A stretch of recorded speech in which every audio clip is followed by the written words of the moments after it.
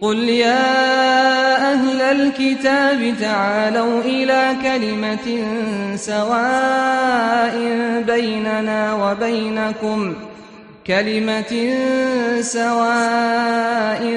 بيننا أنا مسلم وأقولها ملء الفؤاد وفي حنايا الأضلع.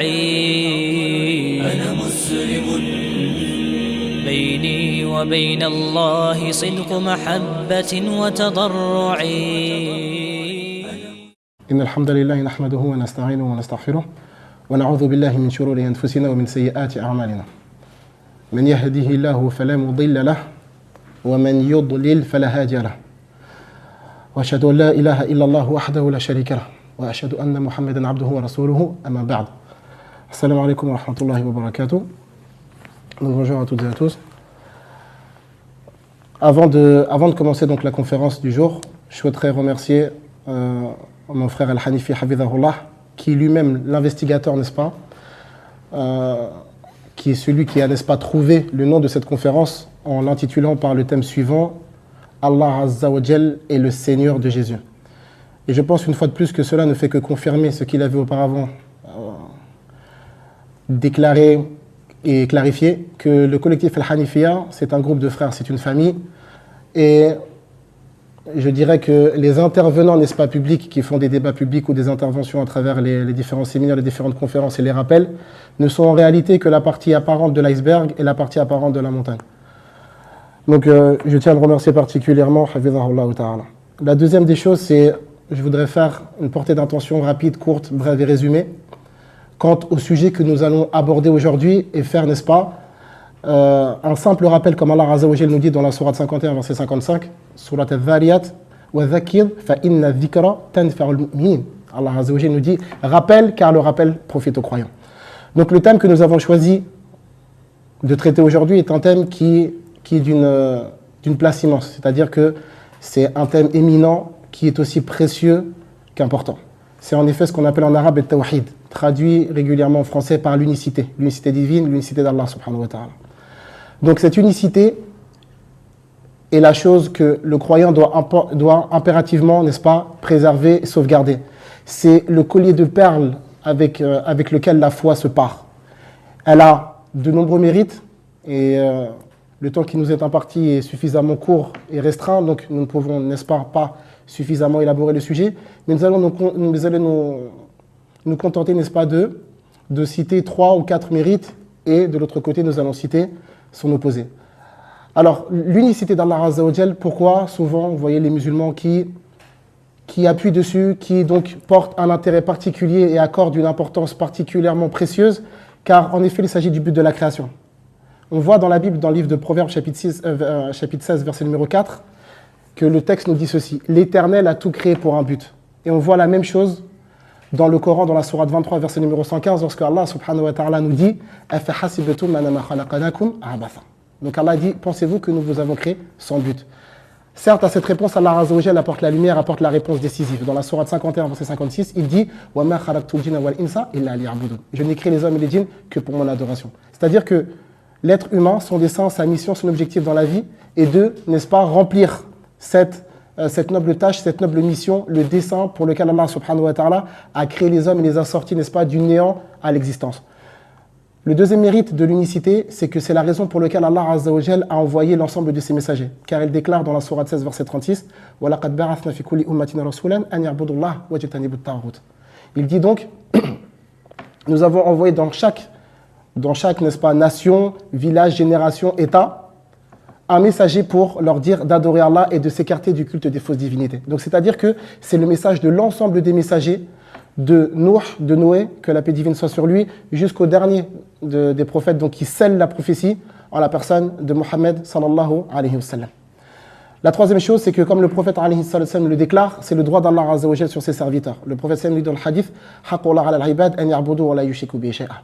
Donc il dit le droit d'Allah subhanahu wa ta'ala sur ses créatures, n'est-ce pas, c'est qu'il l'adore et qu'il ne lui donne pas d'associé.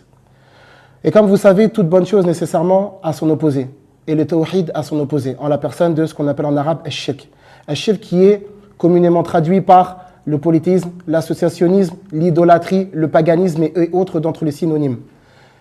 C'est-à-dire, tous ces synonymes, n'est-ce pas, ne décrivent qu'une seule et même situation, un seul et même état, c'est le fait de vouer le culte à autre qu'à Allah Azza wa Jal. Et ce péché a été proscrit dans la Torah, dans l'Évangile et certes dans le Coran, qui est le dernier des livres descendus par Allah Azza wa Jal. Donc, le premier danger du polythéisme, quel est-il? Il est qu'Allah Azza wa Jal ne pardonne pas celui qui meurt en état d'associateur, car il déclare dans la sourate 4, verset numéro 48 et 116, « Inna Allah la yaghfiru an yushraka bih, wa yaghfiru ma duna dhalika liman yasha » Certes, Allah Azza wa Jal ne pardonne pas l'association, mais il pardonne en dehors de cela à qui il veut. Et on retrouve une similitude claire, nette, limpide et précieuse dans le livre de Ésaïe, chapitre 5, verset numéro 7, lorsque on voit dans le texte, le pays est rempli d'idoles, ils se prosternent devant les œuvres qu'ils ont faites de leurs mains, tu ne leur pardonneras point. Et quelle plus grande perte pour le croyant, qui s'est certes fatigué dans cette terre, qui a, n'est-ce pas, déployé, fourni de nombreux efforts afin d'acquérir la miséricorde divine, et qui se retrouve le jour du jugement, et on demande à Allah Azza wa Jalla de nous en préserver, uniquement avec le châtiment, la punition, la sanction divine. La deuxième des choses, c'est qu'Allah Azza wa Jal supprime l'ensemble des actions commises, faites, effectuées par le polythéisme. C'est-à-dire que toutes les œuvres de piété, de charité, de dévotion, de supplication, d'aumône, etc., seront supprimées par Allah Azza wa Jal, comme il le déclare dans la sourate 39, verset 65, وَلَقَدْ أُوحِيَ إِلَيْكَ وَإِلَى الَّذِينَ مِنْ قَبْلِكَ لَإِنْ أَشْرَكْتَ لَيَحْبَطَنَّ عَمَلُكَ. Donc Allah dit, il s'adresse au prophète alayhi salam, si il dit, il t'a certes été révélé à toi et à ceux qui sont venus auparavant, que si tu avais donné des associés à Allah, il aurait certes annulé tes œuvres. C'est-à-dire qu'on retrouve un passage similaire dans la sourate 6, verset 88, où Allah Azza wa Jalla, après avoir cité, n'est-ce pas, successivement 18 prophètes, conclut donc cette série en disant Allah dit, si tous ces prophètes-là, dont Jésus, avaient commis l'association, l'ensemble de leurs œuvres auraient été supprimées. Donc ici, nous allons faire une portée d'intention sur la notion que si Jésus, que la paix divine soit sur lui, est concerné, n'est-ce pas, par la menace divine qui consiste à supprimer l'ensemble de ses actions, au cas où, n'est-ce pas, il aurait donc donné des associés à Allah Azza wa Jal. Quelle est donc notre situation à nous? Et pour terminer, je vous dirai simplement qu'il y aura peut-être d'autres conférences, Inch'Allah, qui traiteront plus en profondeur de ce sujet-là, mais ce n'est pas le thème du sujet. Alors, sans plus attendre, rentrons dans le thème du sujet qui n'est autre que Allah est le Seigneur de Jésus. Donc, auparavant, nous allons introduire tout cela par une petite étude étymologique, à savoir qu'est-ce que veut dire Allah, qu'est-ce que veut dire le Seigneur. Quant à Jésus, nous allons faire une conférence indépendante qui traitera plus vastement de ce sujet-là. Donc, lorsqu'on appelle donc la divinité que les musulmans adorent, vénèrent, c'est Allah subhanahu wa ta'ala. Qu'est-ce que signifie Allah Azza wa Jalla? Allah, les savants nous enseignent que Allah, c'est la contraction de Al-Ilah. Al-Ilah, donc Al-Ilah, contracté en Allah. Ça signifie l'adorer. Al-Ma'boud, celui à qui on voue le culte, n'est-ce pas? Celui qu'on adore. Et souvent, lorsqu'on discute avec les chrétiens par-ci et là, ils aiment, n'est-ce pas? Ils prennent plaisir à nous rappeler que dans son nom, c'est-à-dire dans l'essence même de son nom, Jésus est appelé Sauveur, Yeshua, c'est le Sauveur. Alors nous le rappelons avec amour et tendresse que si Jésus est le Sauveur, dans l'essence même de son nom, alors Allah Azza wa Jalla, quant à lui, est l'adoré dans son nom.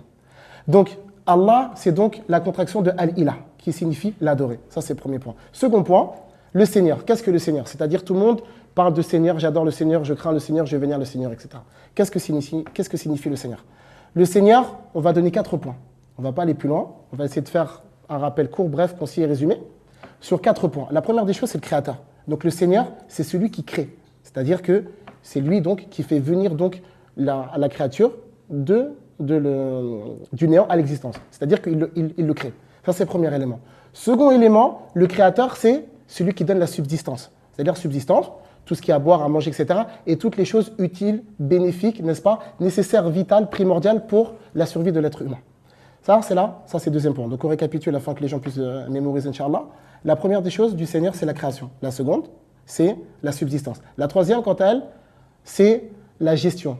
Tadbir, c'est donc la gestion, l'administration, le fait de gérer, n'est-ce pas, et de s'occuper, de prendre à charge la responsabilité des cieux et la terre et de tout ce qui s'y trouve entre les deux.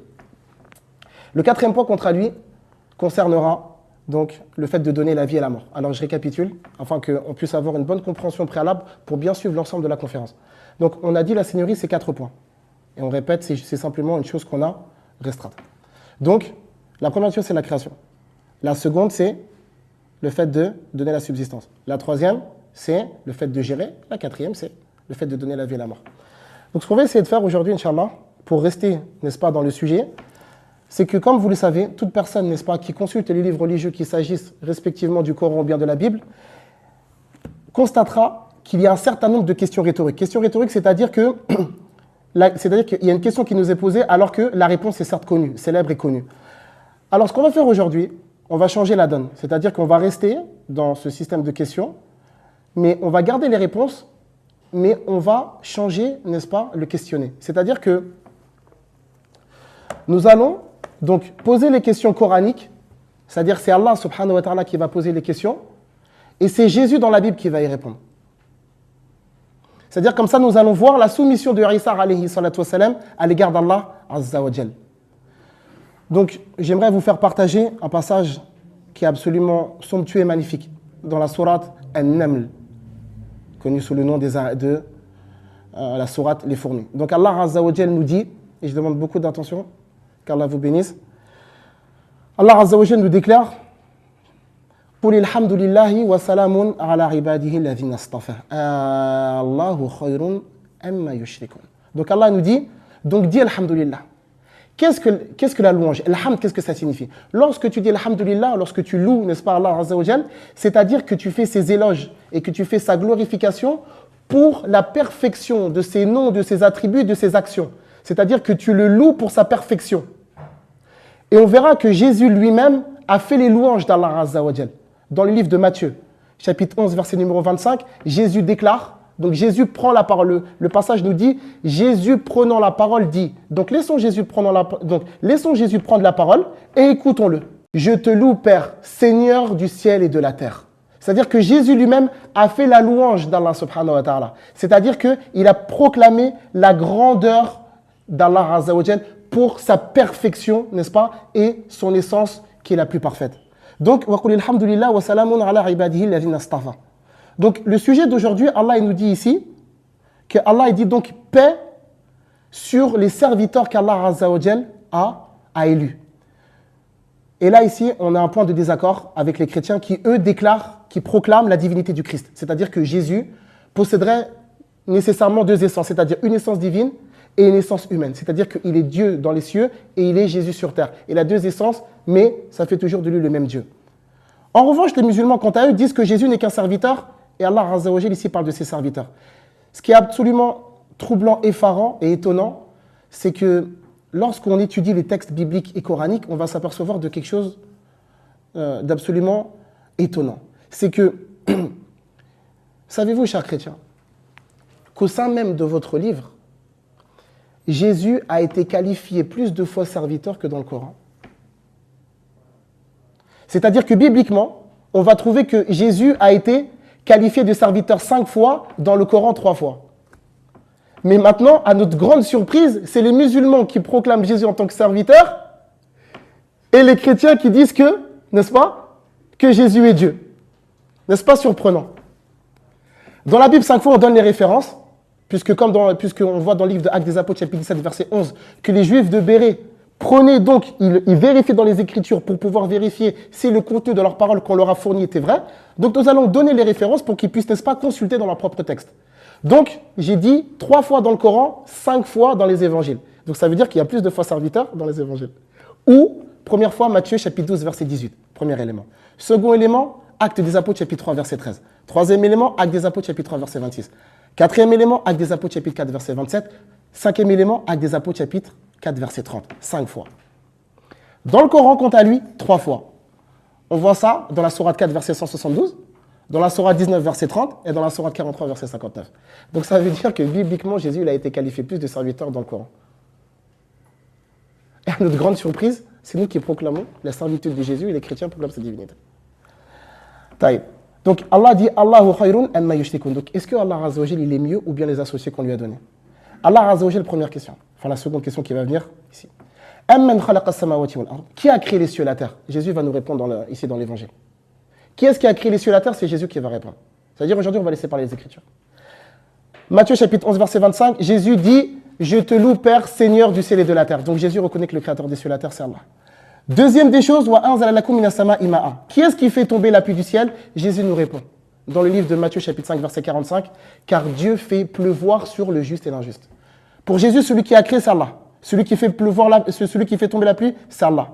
Ensuite, Allah dit فَأَنْبَتْنَا بِهِ حَدَائِقَ ذَاتَ بَهْجَةٍ مَا كَانَ لَكُمْ أَنْ تُنْبِتُوا شَجَرَهَا. Donc, Allah Azza wa Jalla, il dit qu'il fait donc surgir toutes sortes de beauté, de tout ce qui sort de la terre. Et c'est la même chose que Jésus dit dans le livre de Matthieu chapitre 6, verset 30. Il dit Dieu revêtit l'herbe, c'est-à-dire que Dieu, n'est-ce pas, redonne la vie à la terre après sa mort. Ensuite, Allah Azza wa Jalla dit que les gens, ils n'étaient pas capables de faire sortir les arbres. Voyons donc ce que Jésus déclare dans le livre de Marc 11.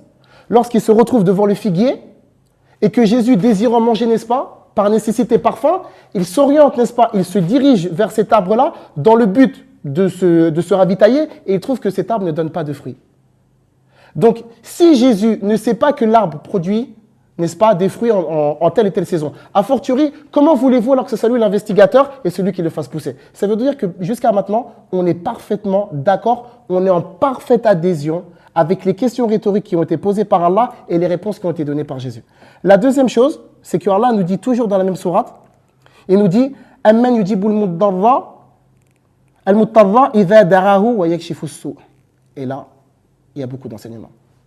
Car Allah nous dit « Qui est-ce qui répond à l'invocation de l'angoissé ?» Maintenant, je pose une question.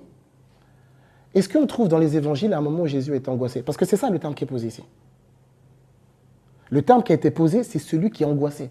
Allah pose une question. Qui est-ce qui répond à l'invocation de l'angoissé lorsqu'il invoque? Est-ce que Jésus a connu un moment d'angoisse? N'est-ce pas, dans le jardin de Gethsemane? On trouve ça dans le livre de Matthieu chapitre 26, verset 37 et dans le livre de Marc chapitre 14, verset 33. Jésus a connu l'angoisse. Jésus a connu la difficulté. Jésus a connu l'adversité. Regardez maintenant la situation. Il se trouve devant une situation d'incapacité totale, de handicap complet, parfait. Car il dit lui-même, il le déclare. Je ne peux rien faire de moi-même. C'est-à-dire que Jésus est faible, comme il disait lui-même dans Jean 6. Là, la chair est faible, ce qui a été confirmé dans le Coran, dans la sourate 4, verset 28. L'homme a été créé faible. Dire que Jésus est dans une situation de handicap, d'impossibilité. Et il ne s'en cache pas, il le déclare publiquement devant les gens, je ne peux rien faire. Sachant qu'ici, on s'arrête et on fait une portée d'attention sur le propos de Jésus. Car lorsque Jésus dit « je ne peux rien faire de moi-même », il est en train de parler sous l'inspiration, sous la révélation divine. Donc c'est le Seigneur le Tout-Puissant qui lui ordonne de déclarer publiquement qu'il ne peut rien faire. Et si vous restez, on va dire, concentré sur le texte, Jésus, il n'a pas dit « je ne peux pas tout faire de moi-même ». Parce que des fois, tu peux trouver dans des familles, il est possible que lorsqu'un enfant s'adresse à sa mère ou à son père pour une requête quelconque, sa mère ou son père peut lui répondre « je ne décide pas tout seul ». C'est-à-dire qu'il a une part de décision, mais qui n'est pas complète, parfaite. Il la partage avec quelqu'un. Or ici, Jésus, il a rejeté cela, dit « je ne peux rien faire ». C'est-à-dire c'est une incapacité totale. Qu'est-ce que Jésus fait dans les moments de détresse? Il s'oriente vers Allah subhanahu wa ta'ala. Il se prosterne devant Allah subhanahu wa ta'ala. Et il invoque Allah. Et il dit, on voit ça dans la prière de Gethsemane, « Oh mon Père », il lui dit « toutes choses te sont possibles ». C'est-à-dire que lui, Jésus ne peut pas. Mais il sait que Allah azza wa jalla, tout lui est possible. Car « Inna Allah ala kulli shay'in qadir ». Allah est certes capable sur toutes choses. Et comme Jésus disait, aux hommes ceci est impossible, mais à Dieu tout est possible. C'est-à-dire que le fait de se sauver pour Jésus, c'était une impossibilité. Mais il sait que Allah est capable. Alors il s'oriente devant son Créateur, ce que Allah demande ici. Qui est-ce qui répond? Et Jésus le sait. Et Jésus se soumet et lui demande. Donc ici, on pose une question. Si Jésus, que la paix divine soit sur lui, n'est pas en mesure de se sortir d'une difficulté, a fortiori, comment peut-il vous sortir, vous, d'une difficulté? N'est-ce pas les chrétiens qui nous disent sans cesse lors des débats et des différents échanges, publics ou privés, Mohammed est pécheur et ne peut pas sauver le pécheur? À notre tour, nous vous répondons, si Jésus est angoissé et n'a pas pu se délivrer de l'angoisse, comment va-t-il vous délivrer des vôtres? C'est-à-dire que si vous appliquez cette règle chez nous, nous aimerions bien, n'est-ce pas, que vous l'appliquiez dorénavant chez vous. Donc, Jésus est angoissé et revient vers Allah. et il l'invoque et il lui demande. Donc ça veut dire que Jésus, dans les moments de difficulté, directement, il s'oriente vers Allah subhanahu wa ta'ala. C'est-à-dire que c'est ça qu'on trouve dans la sourate 17. Là, Allah il nous dit, il dit que ceux, n'est-ce pas, que vous invoquez, أولئك الذين يدعون يبغون إلى ربهم الوسيلة أيهم أقرب. Allah il dit ceux que vous êtes en train d'invoquer, ils cherchent eux-mêmes à se rapprocher d'Allah. C'est-à-dire que lorsque les chrétiens invoquent, n'est-ce pas, Jésus, en lui demandant différentes nécessités, différentes difficultés, différentes demandes, différentes requêtes, différents besoins, Jésus est dans la même situation que vous. C'est ça qu'Allah nous dit dans la sourate 22, verset 73, lorsqu'il dit « Celui à qui on demande et celui qui demande, ils sont aussi faibles l'un que l'autre. » C'est-à-dire que Jésus, il est parallèlement, il est dans la même situation que nous. C'est ça qu'Allah Azza wa Jalla nous dit. Qui est-ce qui répond? Et Jésus le sait. Parce que le même Jésus dira dans Jean chapitre 11, verset 42, il dit « Car je sais que tu m'exauces toujours. » Donc Jésus sait qu'il a besoin d'être exaucé. Donc c'est-à-dire que si Jésus demande, ça inclut qu'il a des besoins. Et celui qui a des besoins se retrouve dans la sourate 35, verset 15, lorsqu'Allah dit « Ya ayyuhan nas antumul fuqara'u ila Allah » Allah dit « Ô vous les gens, c'est vous qui êtes dans le besoin vis-à-vis d'Allah. » Donc Allah dit « Et donc celui qui dissipe le mal. » Et Jésus le savait, et c'est la raison pour laquelle il s'orientait vers Allah subhanahu wa ta'ala, selon les textes bibliques. On continue, Inch'Allah. Donc Allah nous dit, dans la suite, أَمَّنْ يُبْدِئُ الْخَلْقَ ثُمَّ يُعِيدُهُ وَمَنْ يَرْزُقُكُم مِّنَ السَّمَاءِ وَالْأَرْضِ أَإِلَٰهٌ مَّعَ اللَّهِ Allahu Akbar. Allah nous dit, qui est-ce qui commence la création et qui la refait, et qui vous nourrit du ciel et la terre? Jésus lui-même déclare dans le livre de Matthieu chapitre 6 verset 11, en ce qui concerne, n'est-ce pas, le fait de nourrir. Jésus nous dit dans le livre de Matthieu 6, 11, lorsqu'il enseigne à ses disciples comment prier, s'adressant à Allah, il lui dit « Donne-nous aujourd'hui notre pain quotidien ». Et c'est la même chose qu'on trouvera dans le Coran, dans la sourate 5 verset 114, lorsque Jésus dit à Allah « Et nourris-nous, car tu es le meilleur de ceux qui nourrissent ». Donc c'est-à-dire que dans les moments où c'est-à-dire que lorsque Jésus, n'est-ce pas, enseigne à ses disciples comment prier, il leur enseigne à se retourner vers Allah subhanahu wa ta'ala pour, n'est-ce pas, pour leurs besoins. Et là, je voudrais terminer rapidement, puisque le temps qui nous est imparti est assez court. Allah nous dit « Qul la ya'lamu man fi samawati wal ard al-ghayba illa Allah » Donc Allah dit, il n'y a personne qui connaît l'invisible en dehors d'Allah. Wa ma yash'uruna ayyana yub'athun. Et ils ne savent pas quand est-ce qu'ils seront ressuscités. Je pense que tous nos frères de l'interreligieux ont dès lors fait le rapport tout de suite. Et on le voit sur les visages, masha'Allah. Donc, Allah nous dit que personne ne connaît l'invisible et que les gens ne savent pas quand est-ce qu'ils seront ressuscités. Eh bien, Jésus le déclare et le publie, le proclame une nouvelle fois. Dans le livre de Matthieu, chapitre 24, verset 36, et également dans le livre de Marc, chapitre 13, verset 32. Lorsqu'on lui a demandé quand est-ce que viendra l'heure, Jésus reconnaît sa science limitée, courte, restreinte, en disant qu'il ne sait pas ni les anges. Et ça qu'Allah dit, il n'y a personne ni sur terre, donc le Fils qui est sur terre, ni dans les cieux, les anges, personne ne sait. Et ils ne savent pas quand est-ce qu'ils sont ressuscités. C'est-à-dire que Jésus ne connaît pas le jour du jugement. Alors à partir du moment où Jésus ne connaît pas le jour du jugement, c'est-à-dire qu'il ne sait même pas quand est-ce que lui sera ressuscité. Alors à fortiori, s'il ne sait pas quand est-ce qu'il sera ressuscité, que dire alors du fait de proclamer que c'est lui qui va gouverner, présider, agencer, diriger le jour de la résurrection. C'est pour ça qu'on voit bien, et c'est pour ça qu'on va passer dans un autre texte biblique, enfin coranique, pardon, pour appuyer le sens que Jésus, que la paix divine soit sur lui, est le serviteur d'Allah subhanahu wa ta'ala. Et c'est ce qu'on va voir, puisqu'on parlait du jour de la résurrection. Allah Azza wa Jalla nous déclare, dans sourate Al-Ma'idah, la fin de sourate Al-Ma'idah, Allah nous dit وإذ قال الله يا عيسى ابن مريم أأنت قلت للناس اتخذوني وأمي إلهين من دون الله. Lorsque Allah va dire à Isa, son serviteur, est-ce que c'est toi qui as dit aux gens, prenez-moi, moi et ma mère pour deux divinités? Parce que Jésus a fait beaucoup de proclamations en disant, en vérité, je vous le dis. Mais est-ce que Jésus vous a dit que c'était la divinité qu'on devait adorer? C'est pour ça qu'Allah dit, قُلْ هَاتُوا بُرْهَانَكُمْ إِن كُنتُمْ صَادِقِينَ. Donc apportez donc votre preuve si vous dites la vérité. C'est-à-dire que on va voir simplement un simple rappel qu'on va voir que Allah Azza wa Jal est le Khaliq, le créateur, Al-Raziq, celui qui donne la subsistance. Et que Isa alayhi salatu wassalam s'oriente lui-même vers ce Seigneur dans les moments de difficulté, dans les moments de complications, dans les moments d'alerte et de détresse, il s'oriente vers lui. Et c'est ça qu'on va voir dans le passage coranique, lorsque Allah nous dit qu'il va demander à Jésus le jour du jugement, est-ce que c'est toi qui as dit, n'est-ce pas, aux gens de te prendre en tant qu'adoré? Et Jésus se désavoue. Et c'est ça, à notre grande stupeur, que l'on trouve dans les évangiles. Et on demande à nos proches, car en tant que convertis, nous avons donc des proches qui sont dans le christianisme, et on demande pour nos proches et pour les vôtres la guider. Donc Jésus se désavoue en disant « Qal subhanak ». Il dit « Gloire à toi ». Ma yakunu li an aqula ma laysa li bihaq. Il dit « Je ne peux pas dire, subhanallah ». Il dit « Je ne peux pas dire ce que je n'ai pas le droit de te dire ». Et c'est là qu'on voit que Jésus a soumis sa volonté à Allah. Parce qu'on voit dans le livre de Jean 5,30 qu'il déclare « En fonction de ce que je vois, je juge, et mon jugement est bon, car je ne cherche pas ma volonté, mais la volonté de celui qui m'a envoyé. » Et même dans la prière de Gethsemane, il disait encore, rappelez-vous, chers chrétiens, il disait « Non pas ce que je veux, mais ce que toi tu veux. » C'est-à-dire qu'en tant que musulman, il soumet sa volonté à Allah. Ça, c'est la première des choses.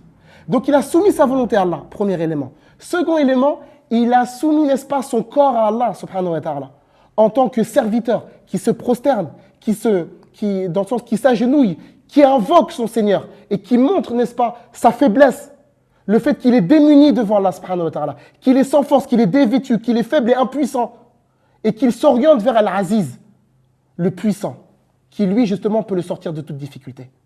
Donc Jésus dit, je ne peux pas dire ce que j'ai pas le droit de dire. Subhanallah. Regardez maintenant la soumission. Au point où il lui dit Jésus, je n'ai pas le droit de dire ce que je veux, je ne peux pas dire ce que je veux, ya Allah. Regardez, subhanallah, et on voit ça dans de nombreux passages dans les évangiles. Et on invite les chrétiens à revenir à ces textes-là. Dans le livre de Jean, chapitre 7, verset numéro 16. Dans le livre de Jean, chapitre 8, verset 28. Et dans le livre de Jean 12, verset 49 à 53. Lorsqu'il dit que les paroles qu'il dit, il les dit uniquement comme le Père lui a ordonné de lui dire. Donc Jésus est sous les ordres, sous les injonctions divines, et c'est Allah subhanahu wa ta'ala qui lui ordonne les choses à dire. Et la voie a, n'est-ce pas, délimité, montré, et les chemins sur lesquels il devait orienter les enfants d'Israël. Et c'est la même chose pour son frère, Mohammed sallallahu alayhi wa sallam. Car en effet, Mohammed et Isa ne sont autres que des frères. Frères de même religion, différents dans les législations, ce que nous allons voir, Inch'Allah, dans la seconde conférence qui va venir, Inch'Allah Azza wa Jal, rapidement. C'est-à-dire que Allah nous déclare dans la sourate 53, verset 3, وَمَن يَنْطِقُ عَنِ الْهَوَىٰ إِنْ هُوَ إِلَّا وَحْيٌ يُوحَىٰ. Donc Allah Azza wa Jal dit concernant le prophète, il ne parle pas sous l'effet de la passion, mais ce n'est rien d'autre qu'une révélation qui lui a été inspirée. C'est la même chose pour Jésus. Et c'est ça qu'il va déclarer le jour du jugement. C'est-à-dire que Jésus, en tant que serviteur, il ne fait que répéter les injonctions divines qui lui viennent, la révélation. Il n'est juste qu'un transmetteur de la parole divine. Il est juste là pour transmettre la parole divine. C'est pour ça que Jésus le disait et il y a plusieurs versets dans les évangiles. On peut voir par exemple dans le livre de Jean, chapitre 14, verset numéro 28, qu'il dit « Le Père est plus grand que tous ». Et c'est quelque chose qui devrait faire, n'est-ce pas, méditer les musulmans, car nous disons Allahu Akbar. Donc, Allah est le plus grand, chose que Jésus a dit et nous a précédé, en disant que le Père est plus grand que tous, lui compris. Donc, Jésus ensuite lui dit, je ne peux pas dire ce que j'ai pas le droit de dire. Regardez, subhanallah, la soumission de Jésus devant Allah, le Tout-Puissant, le jour de la résurrection. Ce jour-là que lui-même n'a pas embrassé de sa science. Ce jour-là que lui-même n'a pas déterminé. Ce jour même que lui-même ignore. Et il dit, Ma qultu lahum illa ma amartani bih. Il leur a dit, je leur ai juste dit ce que tu m'as ordonné de leur dire. Et c'est quoi cette parole? An ya'budullah rabbi wa rabbakum. C'est de dire, adorez Allah, mon Seigneur et le vôtre. Et à notre plus grande surprise, on retrouve des paroles similaires dans le livre de Jean. Dans le livre de Jean, chapitre 20, verset numéro 17, lorsque Jésus déclare, dans le livre de Jean, chapitre 20, verset 17, « Je monte vers mon Père qui est aussi votre Père, et vers mon Dieu qui est aussi votre Dieu. » C'est-à-dire que Jésus ne met absolument aucune distinction entre lui et nous, puisqu'il déclara dans le livre de Marc, chapitre 12, verset 29, « Écoute Israël, Notre Seigneur l'Éternel est l'unique Seigneur. C'est-à-dire que Jésus s'inclut dans le groupe. C'est-à-dire que Allah Azza wa Jal est donc le Seigneur de Jésus, chose que Jésus a proclamée, a diffusée, n'est-ce pas, a annoncé, a transmis à son peuple. Il ne l'a pas caché, il ne l'a pas gardé pour lui. Il a annoncé, il l'a transmis à son peuple. C'est ça qu'il a dit à Jésus en disant « Je leur ai dit que de t'adorer ». C'est pour ça que lui-même adorait Allah. On voit ça dans le livre de Jean, chapitre 4, verset numéro 22, lorsque Jésus disait « Nous adorons ce que nous connaissons ». C'est-à-dire que Jésus lui-même adore Allah subhanahu wa ta'ala.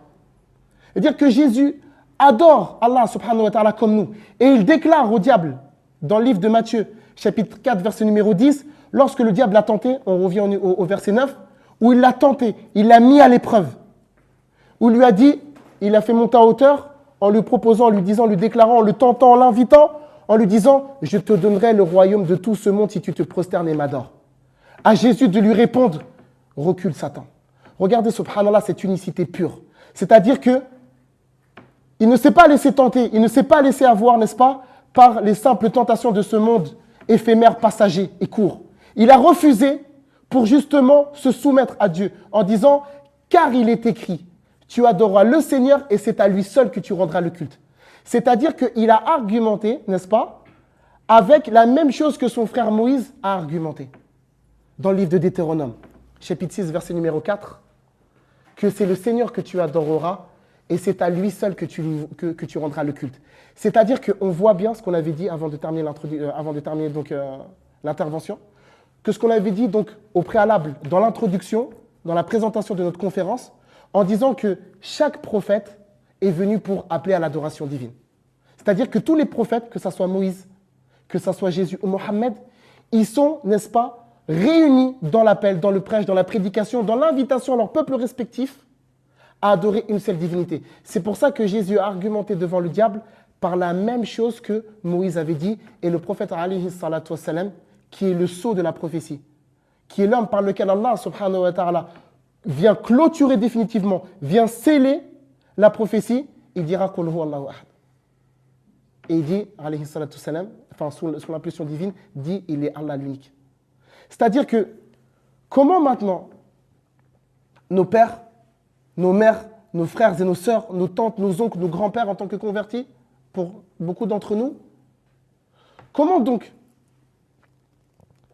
et comme on disait souvent, c'est un appel à la communauté chrétienne, c'est une main tendue à cœur ouvert, ce n'est pas un défi, ce n'est pas une provocation, ce n'est pas du sarcasme, ce n'est pas une moquerie, ce n'est pas un dénigrement, c'est une invitation, n'est-ce pas, à rejoindre la religion de Isa alayhi salatu wassalam, qui n'est autre que la soumission à Allah subhanahu wa ta'ala. Comme Allah disait dans le Coran, dans la Sourate 3, verset 19, « Inna dina indallah l'islam » La religion auprès d'Allah, c'est l'islam. Et c'est la religion qui a été prêchée par Jésus, qui lui-même l'a montré, en tant que leader, meneur et guide, qui a montré que lui-même s'est soumis, que lui-même, dans les moments de difficulté, s'oriente et s'en remet à Allah. Et que lui-même, dans le livre de Matthieu 6, a appelé, n'est-ce pas, son peuple à placer toute sa confiance en Allah.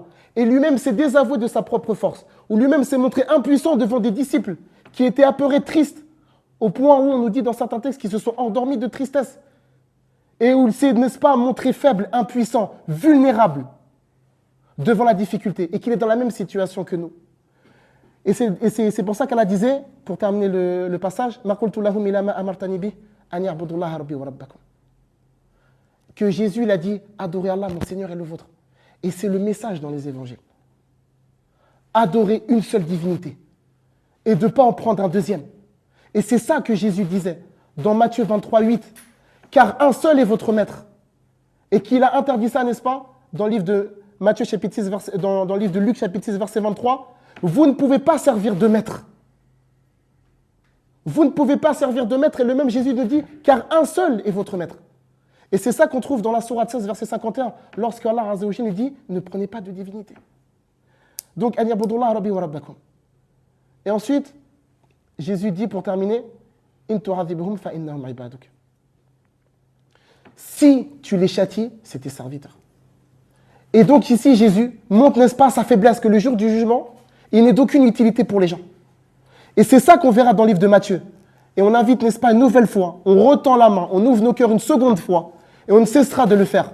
par amour, par compassion, par mésentude et par intérêt pour nos proches que nous aimons. Et nous ne cesserons, avec la permission d'Allah subhanahu wa ta'ala, à appeler nos proches à rejoindre la religion d'Allah subhanahu wa ta'ala, qui est, n'est-ce pas, la religion qui a été prêchée par l'ensemble des prophètes. Pour quelle raison? Afin que nous puissions bénéficier, jouir, profiter et prendre plaisir dans le paradis familial, au sujet duquel Allah dit dans la sourate 52, verset numéro 20, وَالَّذِينَ آمَنُوا وَاتَّبَعَتْهُمْ ذُرِّيَّتُهُمْ بِالْإِيمَانِ أَلْحَقْنَا بِهِمْ ذُرِّيَّتَهُمْ وَمَا أَلَتْنَاهُمْ مِنْ عَمَلِهِمْ مِنْ شَيْءٍ. Quand Allah subhanahu wa ta'ala nous dit que les familles seront réunies ensemble le jour du jugement. Alors si on prend plaisir dans cette terre à se rassembler auprès des gens qu'on aime, alors a fortiori de pouvoir festoyer avec eux le jour de la résurrection et dans le paradis des délices et du plaisir éternel. Et c'est pour cette raison que nous réitérons une nouvelle fois cet appel, cette main tendue aux gens du livre. Venez à une parole commune entre vous et nous. Quelle est cette parole? Allah na'buda illallah. On n'adore qu'Allah, comme Jésus a fait, comme Moïse a fait, comme Mohammed a fait, comme l'ensemble des messagers ont fait. Et on ne lui donne pas d'associé. Ni dans sa divinité, ni dans ses attributs, ni dans sa seigneurie. C'est-à-dire que Jésus, le jour du jugement, nous dit, il dit à Allah, si tu les châties, moi je ne peux rien faire. C'est tes serviteurs. Et c'est ça qu'on voit dans le livre de Matthieu, chapitre 7. Lorsque les gens vont venir à Jésus, accourant, en lui demandant l'intercession, n'est-ce pas? En lui disant, nous avons chassé des démons par ton nom. Nous avons, n'est-ce pas, opéré des miracles. On a prophétisé en ton nom, c'est-à-dire on a parlé de ton, on a prêché ton nom. Jésus leur répond une parole absolument terrible et effrayante, en disant, reculez, je ne vous connais pas. Quelle frustration. Pour des gens, on voit la situation de ces gens, de ces multitudes, comme le texte nous dit, qu'il y a beaucoup de gens, des masses, des foules immenses, importantes, denses et massives, qui vont s'orienter vers Jésus, espérant son intercession, espérant son aide et son soutien. Et Jésus leur dira, je ne vous connais pas. Wallah, rappelez-vous cette parole. Ya ayyun nasara. La parole de Jésus le jour du jugement, je ne vous connais pas. À quelle personne a dit ça? À des gens qui ont prêché. À des gens qui ont accompli des miracles par son nom. À des gens qui ont chassé ces démons. Et bien malgré l'ensemble de ces actions, n'est-ce pas? Jésus les chasse le jour du jugement dernier. Je ne vous connais pas. C'est-à-dire que Jésus n'est d'aucune utilité le jour de la résurrection. Je ne vous connais pas. Subhanallah. Que dire de cette parole qui est absolument terrifiante pour les gens qui espèrent au secours de Jésus le jour du jugement dernier, qu'ils craignent dès lors que Jésus leur dise « Je ne vous connais pas ». Subhanallah. Et je voudrais terminer mon intervention parce que dans le collectif Al-Hanifiya, comme vous le savez, un de nos frères, Hafidhahullah Ta'ala, avait annoncé qu'il y aura, Inch'Allah, donc une série qui concernera les similitudes entre le message de Jésus et le message de Mohammed. Parce qu'on entend ci et là, n'est-ce pas, que Jésus et Mohammed n'ont absolument aucun rapport. C'est-à-dire que Jésus est là et Mohammed est là. C'est-à-dire que c'est des étrangers dans les actes, dans la croyance, dans la religion, dans les mœurs, etc. C'est-à-dire que Jésus est d'un côté, Mohammed est de l'autre, et qui n'ont absolument aucun rapport. Alors nous allons prouver, Inch'Allah, avec la permission, la volonté divine, que cette notion est absolument fausse et erronée. Parce que la seigneurie d'Allah subhanahu wa ta'ala sur Isa, elle est bel et bien biblique et coranique. Et on voudrait, pour clôturer notre intervention, et je vous remercie d'avoir assisté, d'avoir prêté du temps, mais là, comme il nous reste donc très peu de temps, on va devoir conclure avec la sourate qu'on appelle Al-Fatiha. Si je vous dis tout de suite que Jésus a prononcé les mêmes paroles dans le sens que nous prononçons dans Surat Al-Fatiha, lequel d'entre vous va me croire? Si je vous dis que Jésus, il a prononcé ce que nous on dit dans le Fatiha, lequel d'entre vous me croira? Le premier verset dans Surat Al-Fatiha, qu'est-ce qu'on dit?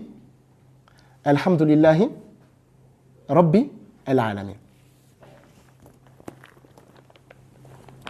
Voyons qu'est-ce que Jésus dit lui-même dans le livre de Matthieu 11, 25. On a dit Alhamdulillahi Rabbil Alamin. Louange à Allah, le Seigneur de l'Alamin, le Seigneur de l'univers, comme ils ont traduit. En ce temps-là, Jésus prit la parole et dit, je te loue, Père, je te loue, Père, Seigneur du ciel et de la terre. La première verset, on l'a validé, c'est un. Second verset, Ar-Rahman, Ar-Rahim, Qu'est-ce que Jésus déclare dans le livre de Matthieu 5? Soyez miséricordieux, comme votre Père est miséricordieux. Le deuxième verset, il est validé. Troisième verset, dans le livre de Matthieu, toujours. Je demande pardon pour le temps. Le troisième verset dit Maliki Yaoumiddin, le maître, le seul maître le jour du jugement. Le maître le jour de la résurrection. Le maître le jour de la résurrection. Maliki Yaoumiddin. Qu'est-ce que Jésus déclare dans le livre de Matthieu, chapitre 23, verset 8? Car vous n'avez qu'un seul maître. Une fois de plus, Jésus confirme à nouveau la seigneurie d'Allah subhanahu wa ta'ala. Quatrième des choses, Allah Azza wa Jalla nous dit, dans la sourate Al-Fatiha, il nous dit Iyyaka na'budu wa iyyaka nasta'in. Nous n'adorons que toi et nous ne demandons l'aide et le secours que de toi. Qu'est-ce que Jésus dit dans le livre de Matthieu, chapitre 4, verset numéro 10? Car il est écrit, le Seigneur ton Dieu tu adoreras et c'est à lui seul que tu rendras le culte. Une nouvelle fois, qu'est-ce que fait Jésus? Il ne fait que répéter les paroles similaires, n'est-ce pas, que nous trouvons dans Surat Al-Fatiha. Et par la suite, on verra que Allah Azza wa Jalla nous dit Ihdina siratal mustaqim, et Jésus disait dans Matthieu 6, si on gagne du temps, il dit dans le sens ne nous induis pas en tentation, mais délivre-nous du mal. Le verset suivant, Allah Azza wa Jalla, il nous dit siratal ladzina an'amta alayhim ghayril maghdubi alayhim. Les gens qui ont couru la colère divine, les enfants d'Israël. Et bien Jésus lui aussi leur a dit le malheur. Dans le livre de Luc, chapitre 11, verset 52. Malheur à vous, docteurs de la loi, car vous avez caché la clé de la science. Wala dallin, et les égarés. Lorsque Jésus disait dans Matthieu 7, verset 13, large est la porte, spacieux le chemin qui mène à la perdition, et il y en a beaucoup qui rentrent par là. Dans le livre de Matthieu, chapitre 7, verset numéro 13. Alors pour conclure, dans le Coran et dans la Bible, Allah Azza wa Jal est le Seigneur de Jésus. أعوذ بالله من الشيطان الرجيم بسم الله الرحمن الرحيم وإذ قال الله يا عيسى ابن مريم أأنت قلت للناس اتخذوني وأمي إلهين من دون الله قال سبحانك ما يكون لي أن أقول ما ليس لي بحق إن كنت قلته فقد علمته تعلم ما في نفسي ولا أعلم ما في نفسك إنك أنت علام الغيوب ما قلت لهم إلا ما أمرتني به أن اعبدوا الله ربي وربكم وكنت عليهم شهيدا ما دمت فيهم فلما توفيتني كنت أنت الرقيب عليهم وأنت على كل شيء شهيد إن تعذبهم فإنهم عبادك وإن تغفر لهم فإنك أنت العزيز الحكيم